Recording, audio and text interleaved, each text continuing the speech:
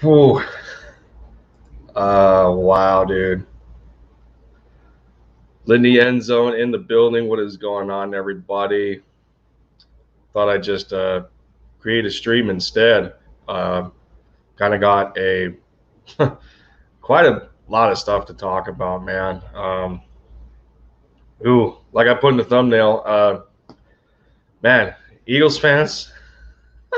That actually happened. That actually happened last night. Like a man, like a um, how can I even describe it? Like a wild college party, I guess.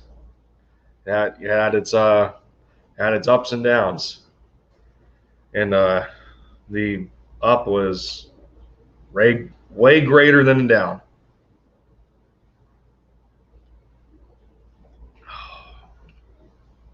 I woke up with a nasty headache this morning. I didn't drink or nothing, obviously. Um, yeah, I don't do that. But I woke up with a nasty headache this morning. Needed some breakfast. Got my coffee here. The Eagles of the draft, you can arguably say, are like my Turvis, the top dogs, because they arguably got the top dog at wide receiver. I still can't believe I'm saying this at this moment in time. The Eagles drafted DeVonta Smith. What? DeVonta Smith, a wide receiver who has, set the bar once again for the college class of receivers of winning the Heisman Trophy that has not been done in over 3 decades. I think it's been at least over a decade that the Eagles have drafted a player from Alabama. So you got two things that shock you out right there. Joe Castro, good to see you, dude. You know what? It's been so hectic between what happened last night and then me trying to look over everybody else's reaction to the pick. Man, so I don't have anything on my channel right now. I'm still trying to figure out how, I guess, to like, how when you guys stream on somebody else's channel and when it's all said and done, how you're able to share it to your channel so people can watch it on more than one channel. I haven't figured that out yet. But for those that don't know, I hung out with Mitch Kofsky. I was over on his channel with a couple of others.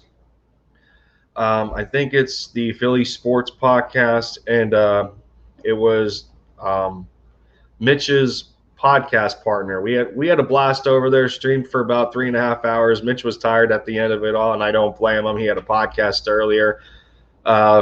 Phew. That is. Oh, okay, I got it. Okay, yeah. I don't have those types of connections yet. I don't got those types of connections. It'll come. It'll come in due time. But yeah, I appreciate it, Castro, for letting me know how that goes. Whew. Man, Ninings, got to shout you out, buddy. Yeah, last night was a great night. We picked Smith. Great audience last night. There you go. See, everybody ate. Everybody ate, and it wasn't just it wasn't just the magnitude of the pick in the first place. It was how the draft went out. And the biggest shakeup, I think the biggest shakeup started at 3. I think it was for the last 2 weeks really when these rumors started to escalate with the San Francisco 49ers, because it ended up being between 3 quarterbacks, including Trey Lance, Mac Jones, and Justin Fields. And the consensus for the longest was Mac Jones, and then they bring Trey Lance into the mix, and then they bring Justin Fields into the mix. Those guys are, San Fran was kind of I guess they were getting their feel on who they actually want at the quarterback position, and wanted to they they wanted to keep an open narrative on it, which is common play when you're competing against other organizations to acquire the player that you want in the draft. So it makes quite a bit of sense, obviously. Um, but they shook it up a little bit, taking Trey Lance. I'm not gonna lie. I was thinking Mac Jones, and I guess I kind of fell into the consensus trap there. Um, and then Carolina Panthers killed me, dude. As soon as J.C. Horn went off the board at 8, I lost my mind. I wanted him really bad. The type of blue collar corner, the amount of aggression that he plays with, uh, just to pair him up with Darius Slade, man, I can't talk about it anymore. But as soon as Carolina took J.C. Horn, I had a really sick pit in my stomach. I didn't know what the hell was going to happen from then on out. Speaking of Mitch Kofsky, there he is. What is going on? Mitch, I have to assume that you got a good amount of sleep. I have to assume that you slept long enough to be ready for day 2, because, man, day 2 is going to be as intense as day 1. I can guarantee all of you that. The amount of players that are still available is mind-boggling to me, and we're going to get into that as soon as I go through my reaction. But I kind of had a feeling that Jalen Waddle was going to go before DeVonta Smith, just for the the aura that is around Jalen Waddle, just because of that ankle dislocation surgery that he had. It didn't seem to scare a lot of teams off. He ends up going to Detroit at 7. Some people had DeVonta Smith mocked there. I did see some mocks with Jalen Waddle going to Detroit, but either way, no matter who Detroit took from a receiver perspective, they needed one. You want to get weapons for Jared Goff. That's no doubt. The Detroit Lions haven't been able to do that for almost close to a decade for Matthew Stafford, outside of Golden Tate and Calvin Johnson. Kenny Golladay was good while he was healthy. Marvin Jones Jr. was good at some point in time. So they don't want to kind of reset that narrative after you get a coach in there that wants to bite kneecaps off. Oh man. So yeah, good old. Oh, that's hilarious. But and then it made it, and then the 9th pick made it a bit worse. For those that don't know, it is rumored, and good job, Mitch. you got your power hour going on again. Yep, you're gonna. Yep, you definitely needed it. So to add context to what I'm about to talk about, the Philadelphia Eagles actually tried moving up to either pick 8 or 9. It is said that the Carolina Panthers and Denver Broncos, their price was way too steep, for what they wanted in exchange. And that is the reason that we had to go to kind of the last resort maneuver and move to the 10th pick, which don't even get me started. I still have no idea how the Dallas Cowboys allowed us to trade with them in their spot to move in front of the Giants. Seriously, of all teams, think about it. Of all teams, the Dallas Cowboys actually helped us. Dallas actually helped us. I was on Twitter last night. I was on Twitter last night. I was in some YouTube comments. I was saying, like, we have to thank the Cowboys, people. We got to thank Dallas. Seriously, think about it. That's crazy. And all it took for us to move to 10 was a pick swap and the 84th in the draft. The 84th. That's all it took. It's unbelievable. And then both teams at the same time made out with who they wanted. I feel that if it wasn't going to be a Big Play Slay, what is going on, dude? Y'all gotta let me know how you're feeling right now. Y'all gotta let me know as I'm talking. Yeah, Mitch, no doubt. Yeah. So, speaking of, I need an idea. I guess I need an idea for what I want to do for day 2. Maybe I'll stream on my channel. I don't know. Maybe I'll just do a live call-in for day 2, so you guys can hang out with me and we'll go over this draft. I don't know. Y'all let me know in the comments. Anybody that's got anybody idea? I can hang out with somebody on their channel. I can do a call-in. I can do whatever you guys want. Whatever you guys want that I have the capability to do, let me know. Day two, I'll tell you guys right now, day 2 is going to be as intense and as pumped up as the first round. I guarantee you that. As soon as we go over the available players for the second round, because think about this, we are the 5th pick starting the second round of the draft. Jay Fizz. Oh, man. What is going on, buddy? Call in. Hey, you know what? If it works out, then sure. But, you know what? Like, you know, speaking of Jay Fizz and my buddies in Discord, our live stream hit over 100 views on my channel. I'm pumped for that. It's still mind-boggling to me. That's a huge congratulations to all those involved with the stream. Oh, but how am I feeling after yesterday? You know what? I'm feeling awfully ecstatic, dude. I'm not gonna lie. So here we go. So we just established that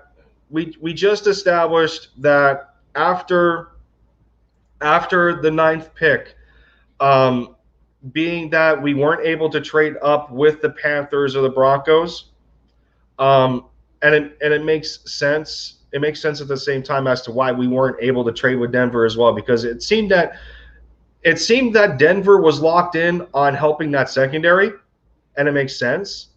I would have felt that they would have wanted a quarterback. You know, you think that Drew Lock is still on the roster. They just acquired Teddy Bridgewater. I mean, so I get it from the perspective of them not taking a quarterback because Teddy Bridgewater's contract is still expensive. I think he has 3 years left on that deal, and it's about $62 million. So you're not going to want to. I don't think you're going to want a first-round quarterback to sit on the bench while you still don't know what you're doing with Drew Lock. So what do you do? Your offense is already loaded. You know, KJ Hamler is over there. What is it? KJ Hamler, Cortland Sutton. They got another good receiver. They got Noah Fant, a tight end. So the weapons are there. And it was smart for them to just shore up their defense. They get Patrick Surtain to go on the outside and kind of be that anchoring corner. So that's good for Denver. And that's probably what they were thinking as far as that's what they were probably thinking as far as us not being able to trade into the 9th spot. Then once both corners got off the board, I felt even worse, because if I couldn't get J.C. Horn, Big play Slay. I was so mind boggled and heartbroken that the Panthers took on. Yeah, exactly. Exactly. Yeah. So, um,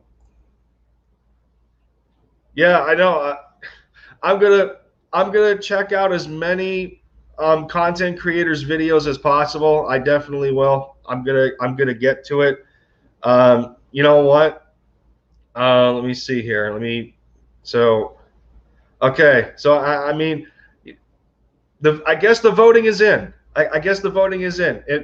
Let me know, because I know all the other content creators. Everybody is going to be streaming like mad. But it seemed that when I was circulating and when I was browsing everybody else after our stream, Mitch, that they were doing pretty well with their call-ins. So yeah, maybe I'll do a call-in for day two, because we got a lot to talk about, and I'm still going right now, obviously. But let's see. When I realized the Panthers took J.C. Horn, I knew the Eagles' second option was to trade up for Smith, maybe from the Broncos or Cowboys. And yeah, that's what I was thinking. I'm still in absolute shock right now that it was the Cowboys of all teams that we traded with, and they were still happy in the end because they took Micah Parsons. Now, linebacker, they definitely needed help at that position. And we talked about this, on Mitch's channel. I kind of would have figured that you wouldn't be streaming tonight, Mitch. Man, I know it's a lot of work. It is a lot of work, and the magnitude of your subscribers is a lot bigger than mine. But we still feel that same energy as to how much energy it takes to do these streams. Yeah, it's unreal. So yeah, exactly. I thanked the Cowboys all last night, and I didn't even talk crap to them either. When I was in like I actually was able to make it to Philly Notion's live call, and he was doing for pre-draft, and I was talking to his buddy Sid, who is a Cowboys content creator, and I haven't talked to him in quite some time, so I wanted to get on there and see what was going on. Theoretically speaking, we can still get JOK, Jabril Cox, or Asante Samuel. So I think Jabril Cox is going to. I think he's going to last to the third, especially with the way that especially the way that the players fell in this draft. I still can't believe that JOK is still on the board. That's one of the biggest things. JOK is still on the board, and we picked 5th in the second round. Go get your man, Howie. That'd be a great pick. Listen. Oh, man.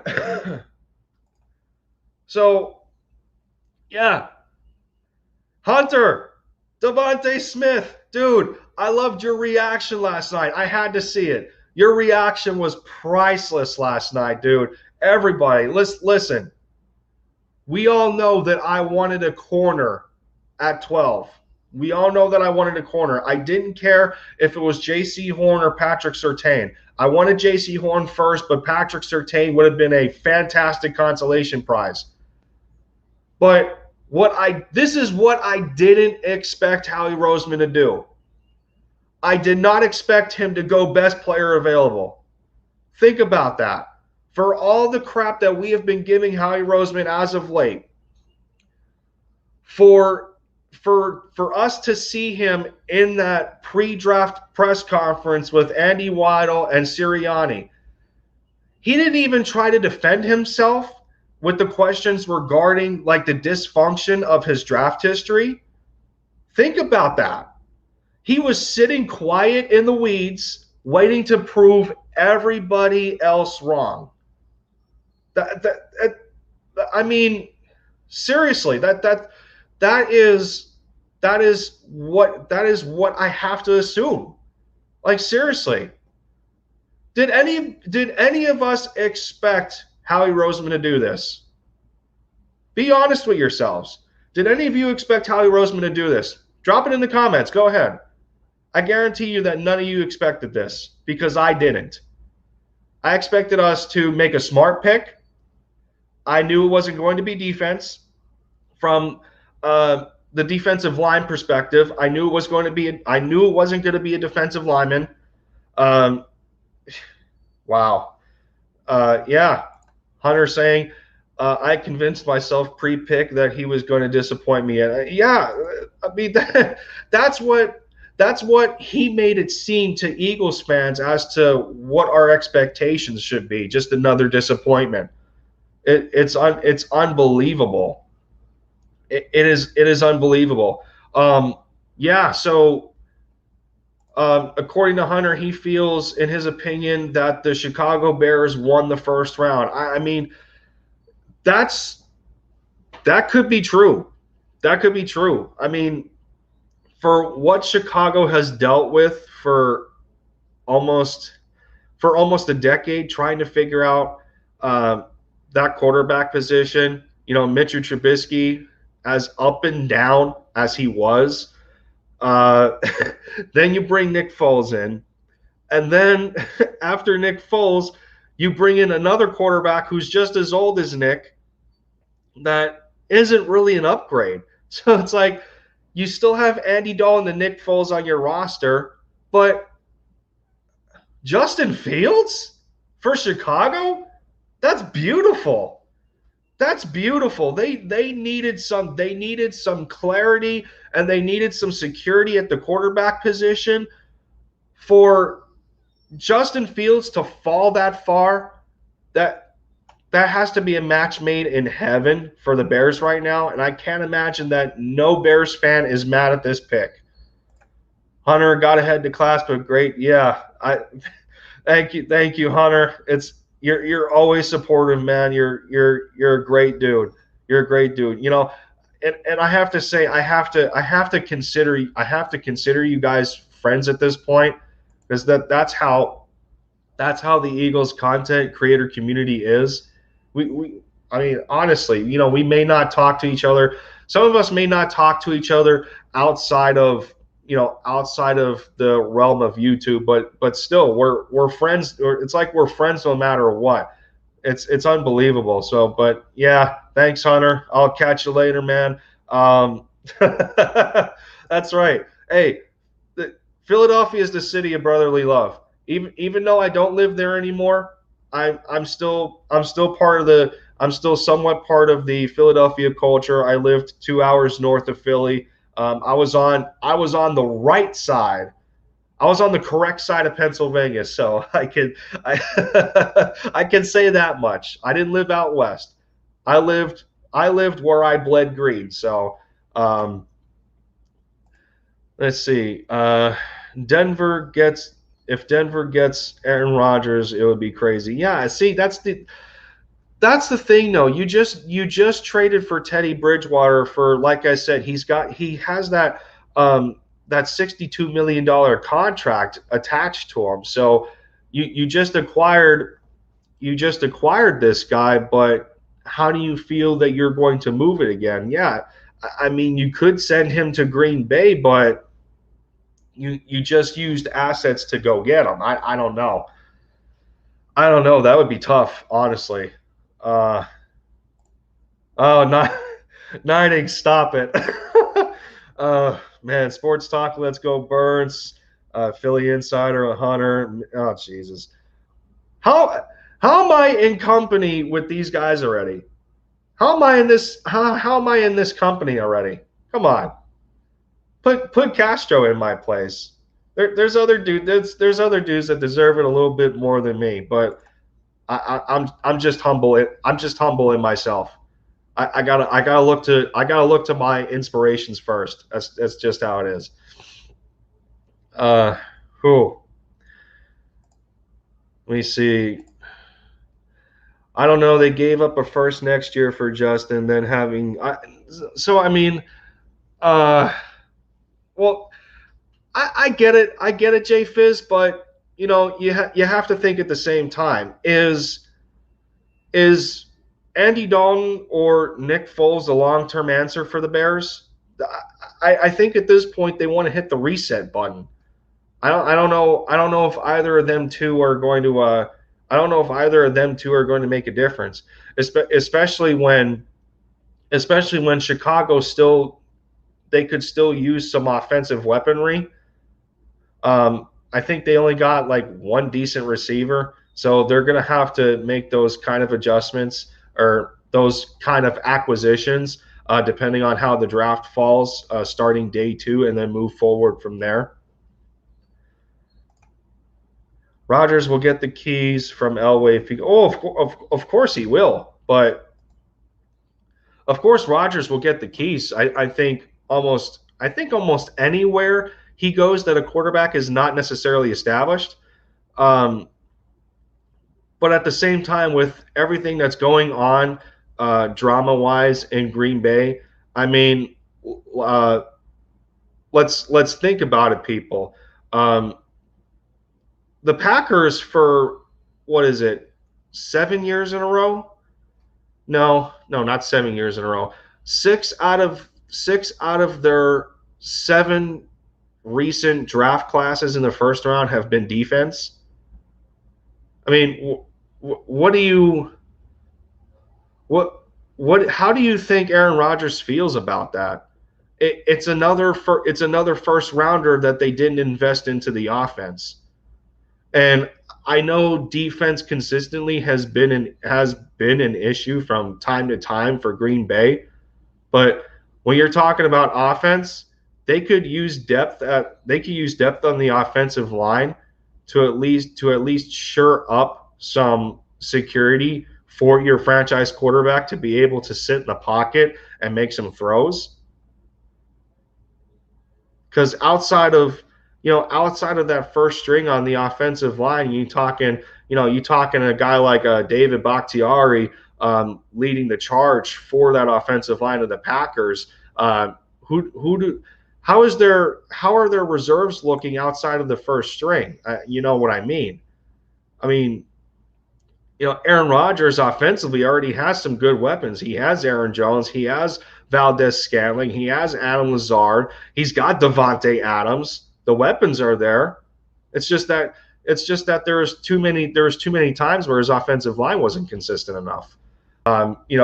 Despite the fact that Aaron Rodgers had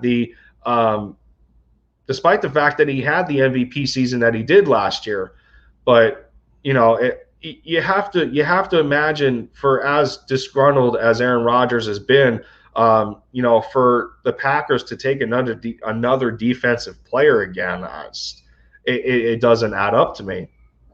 But no, I'm still I'm just still absolutely shocked that we took DeVonta Smith, man. We got a Heisman winner, dude. We got a Heisman winner that hasn't been done by a receiver in over 3 decades. The magnitude of this pick, the magnitude of Howie Roseman executing what he was able to accomplish, and the magnitude of trading with the Dallas Cowboys of all teams. 3 big things right there. No, but they weren't a quarterback away from being content. No, they.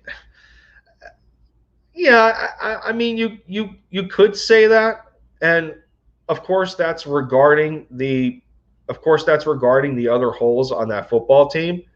But is Andy Dalton or Nick Foles consistent enough to make the Bears contenders? I don't think so. 9 Inks, man. Yeah, take care. No big deal, dude. Yeah, go ahead. Thank you. Yeah, I don't care. Do whatever y'all want. Doesn't matter. I'm still here. I'm still here, alive and kicking. Whenever you hop back in, it's okay with me. So, okay, let's get into it now. Day 2 is around the corner.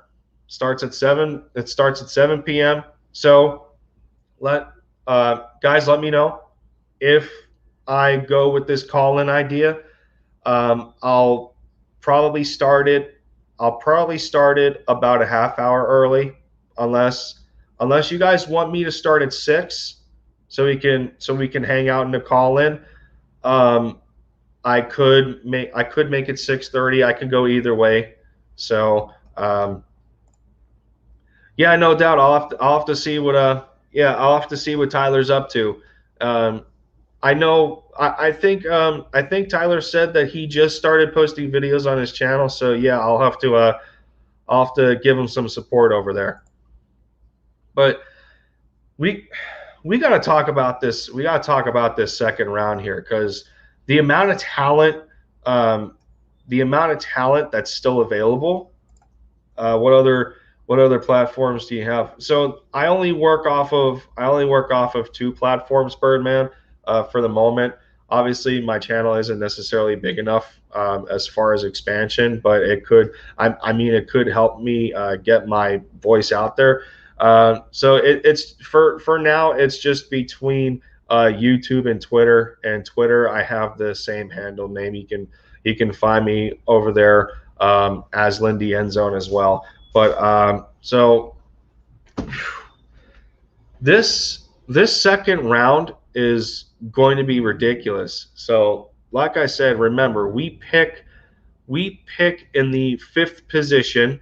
I think, yeah. So the second round starts at 33, and we pick at 37.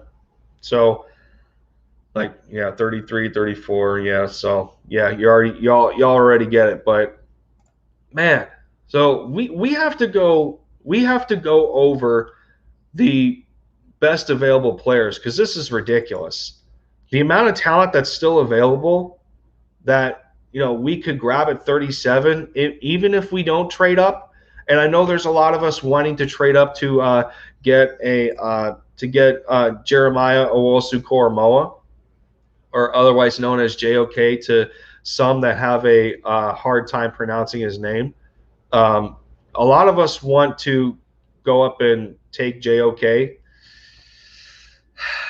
At this point, it's all going to depend on how high he is on the Eagles draft board. That Howie Roseman seems to actually be following and listening to as far as the scouting department. So I don't know. I'm kind of up and down on this. So part of me wants me to trade up to go get my guy, and part of me doesn't. Not to mention the jump from 37 to 70 is quite a stretch. So if we use draft capital, I'm hoping that it's in the later rounds. I don't think it would take only a 5th to move up. We would have to do a pick swap. It would have to be a pick swap to move from 37 to 33 if JOK is our guy. So you take the pick swap. I would have to think that we would have to attach either a 4th or a 5th there, depending on who picks at 33. Who is it? Who picks at 33 here? Let me check.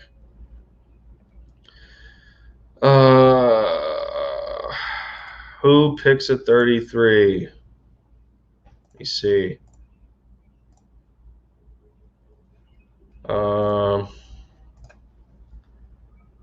Yeah, let me see.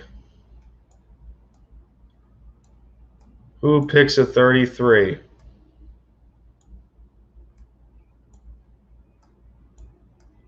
Trying to find it. Because whoever's at 33, it depends on their needs. Okay, so it's Tampa then. But Tampa picked at. Well, didn't Tampa pick at 32? No, that doesn't sound right. But either way, it just depends on who picks at 33. what it's going to take to move to that spot to get the guy that we want. So if it ends up being JOK, then I guess I can understand. I'm still under the impression that it should be an outside corner. I would love a cornerback in the second round. Um, Michael, you just send me a message before you go on. Oh, okay. So yeah, I mean the if I do the stream, I'll just keep it as a live call in, and depending on the amount of traffic that I get as far as viewers and who wants to come onto the stream with me. Yeah, because I think I can only have 6 on at a time, so it just depends on how it cycles. But yeah, so uh, I'll be I'll have to decide whether it's going to be 6 or 6:30. I don't know yet, but let's see. Let's get into this here. So JOK is still available. Then you have Trevon Moehrig, the safety out of TCU. Azeez Ojulari is still available, an edge rusher out of Georgia. Rondale Moore is still available. Tevin Jenkins is still available. I know Asante Samuel Jr. is big on a lot of our mock boards. We would love to have him in.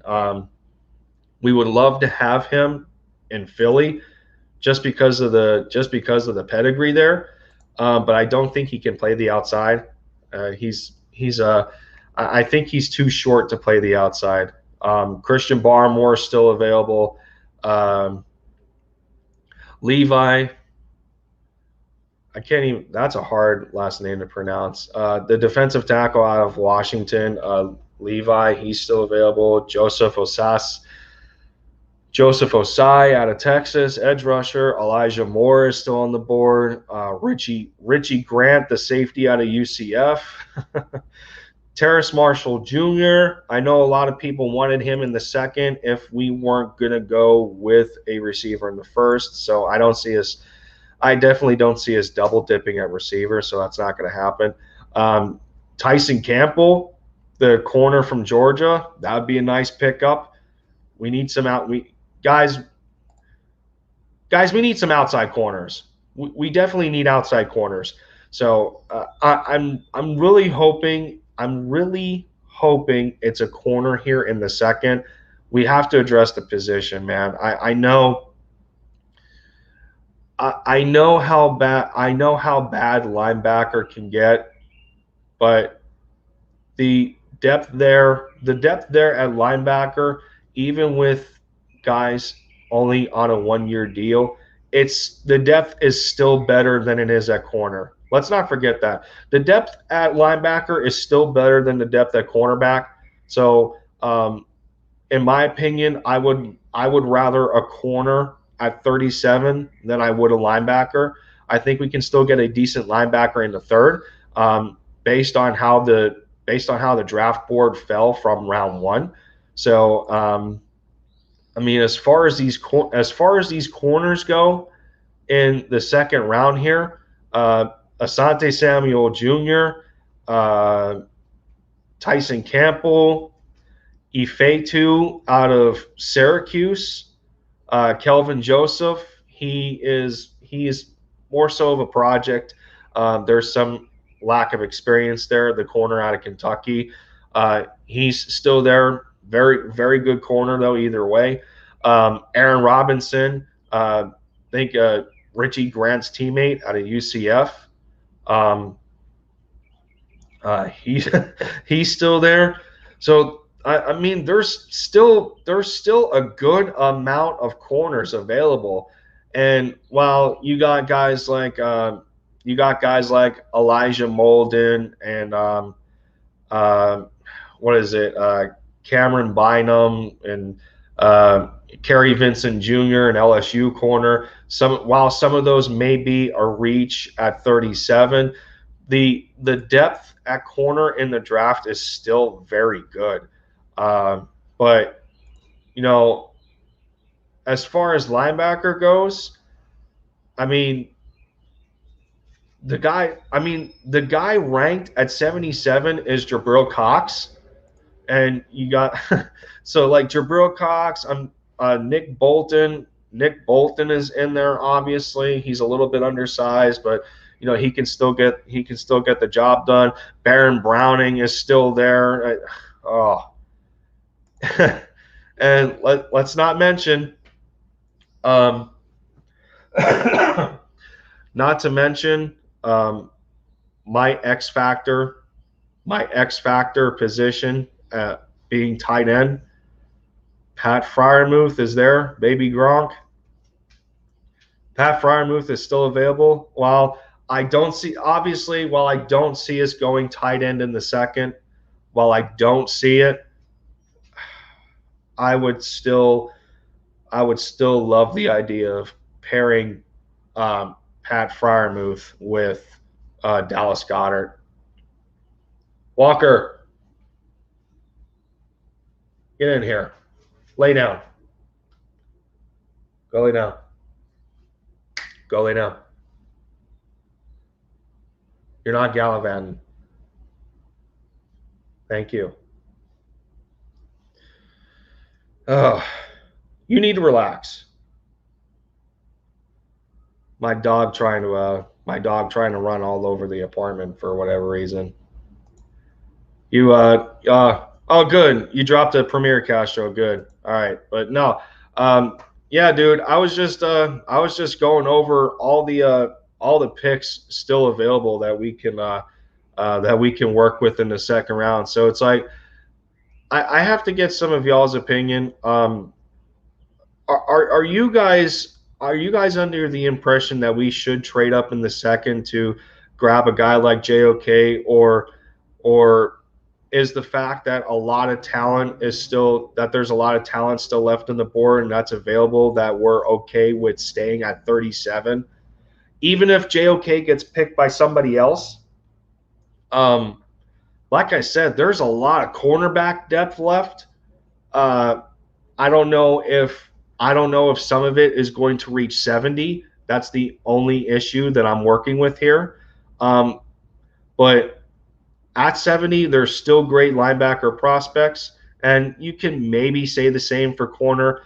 But dude, I still need an outside corner, and that would still be my ideal pick, going from day one to day two. But I at the same time, I still wouldn't be mad at a linebacker. So to sum things up, day two, I think, includes both our second and third round pick, if I'm not mistaken. So I think we're going to see us pick at 37 and 70 when the draft starts at 7 o'clock. So I should be around. Potentially doing a call-in show to hang out with you guys. Whoever wants to hop in and out, I may do that. But I should be around for both picks 37 and 70. But to sum things up, what I would want at 37, man, this is pretty tough, man. At 37, I would have to stick with my guns here and go a outside corner. We need a corner really bad. I don't know if Asante Samuel Jr., regardless of the pedigree that his father brought to this football team, I don't know if he fits the bill on the outside, because his build is similar to Avonte Maddox, and we seen the disaster that Maddox was on the outside. He just couldn't do it. He has to move back into the slot. So, but then again, we don't have a lot of depth at the slot corner, and that's where Asante Samuel Jr. would make sense. But we got to remember, with Slay only having 2 years left in Philadelphia, that who are the outside corners moving forward? For me, it has to be the pick at 37 for us to grab an outside corner, and then at 70, I would not mind a linebacker. I think in either order between the first the first, second, and third round pick, specifically the second and third, it has to be corner and linebacker. And if that's the case, then you can honestly say that this could be one of the better draft classes that we've had in years. Barring performance on the football field as to how these guys do. I don't think any of us have a single question on DeVonta Smith. I don't think any of us are questioning DeVonta Smith, but for the people questioning him about his size, y'all need to cut it the bleep out. Stop talking about DeVonta Smith's size and his measurables. Stop talking about it. It doesn't matter. Y'all loved the last receiver that was here that was built just like DeVonta Smith. Who is it? Who was the last receiver that was here when we got him? All y'all loved him when he was healthy. All of us loved this guy when he was healthy. Arguably one of, if not the best deep threat receiver in NFL history. And DeVonta Smith is built just like him. Does Deshaun Jackson ring a bell? Does Deshaun Jackson ring a bell? So stop talking about DeVonta Smith's size and let him perform on the field and shut your mouths. I'm just throwing that out there. That's my quick rant because I'm tired of hearing about it. I'm tired of hearing that. I'm just tired of hearing people do that to DeVonta Smith. It's not fair. A Heisman winning receiver. It's not fair. Don't do it. Don't do it. I can't wait to see what he does on the field. I can't wait to see the chemistry that he builds with Jalen Hurts again. And man, so I guess that's going to do it for this stream. I wanted to get it out there quick. I'll settle down a little bit with the upcoming day 2 of the draft when we see our second and third round pick. Just a quick little recap, everybody. Howie Roseman finally did it. Wow. A Heisman winning wide receiver moving up in a negotiation with the Dallas Cowboys of all teams. Cowboys fans, the Dallas Cowboys organization, thank you very much. Both teams won this trade. Y'all got linebacker depth that you desperately needed in Micah Parsons. We got ourselves a stud of a receiver, and we said screw you to the Giants. It couldn't get any better. And to top it off, a little nugget: my Dallas Mavericks took care of business against the Detroit Pistons, and Tim Hardaway Jr. of all people dropped 42 points. So there's that. Walker, enough. No, get over here. Get over here. He so desperately wants to run through the screen door in the background, and we just got that screen door put up in the apartment, and somebody doesn't like the residents that live in the inside of the wall. He can't stand. With him being a hunting dog, he doesn't like squirrels. So yeah. Trying to keep him from destroying the screen door. But, yep, that is going to do it for me. This has been your guy, as y'all know, Lindy Endzone. I can't thank you guys enough for the recent support that I have gotten. I'm 4 subs away from 70 subscribers. It's an unbelievable feeling. I just hit 60 the other day, but we broke open to 66. The next milestone is coming up in a flash already. My first video on the channel hit over 100 views. I'm ecstatic about that. The support in this community is second to none, and I can't thank everybody enough for making me feel part of the content creator family, and I guess sharing the spotlight at times. Mitch Kofsky, big shout out to you, man. I had such a blast yesterday on the stream. We I connected very well with Robert of the Philly Sports Podcast, your co-host, and Tyler. Like I knew you guys for a long time, and that's kind of been the that's kind of been the notion for a lot of guys in the content creator community. It's an unbelievable feeling, but that'll conclude it for me. I'm gonna catch you guys a little bit later. We discussed what we needed to. Day 2 is underway. We got picks 37 and 70 to look forward to, and I'm gonna be with you guys at every step. But this has been Lindy End Zone. Like I said, thank you guys again. I'll catch yous very soon. Take care. I'll see you later.